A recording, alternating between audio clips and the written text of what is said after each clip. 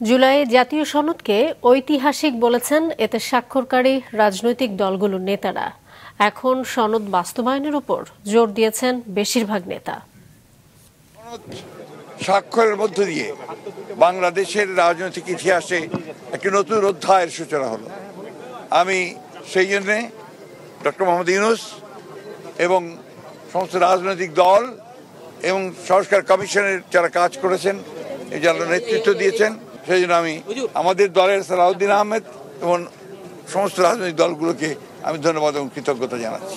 আজকে শহীদের আত্মত্যাগ, রক্তদান, এই জাতির আকাঙ্ক্ষা, জনপ্রত্যাশা সবকিছু পূরণের শুরু হলো কেবল। এটা যাত্রা।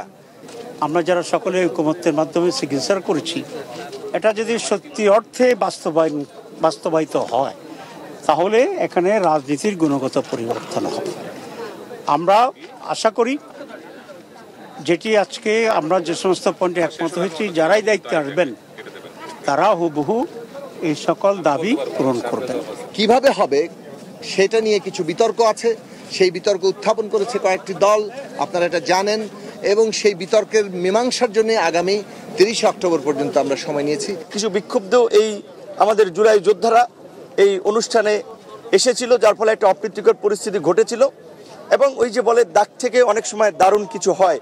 তো সেই অপ্রীতিকর ঘটনা ঘটলেও সেই ঘটনার প্রেক্ষাপটেই কিন্তু সরকার শেষ দিকে এসেও জুলাই সনদ সংশোধন করে এই জুলাই যোদ্ধাদের তাদের আপনার পরিবার এবং তাদের আইনি সুরক্ষা, তাদের আপনার ক্ষতিপূরণ, শহীদ পরিবারগুলোর মর্যাদার বিষয়ে একটা ধারা যুক্ত করেছে।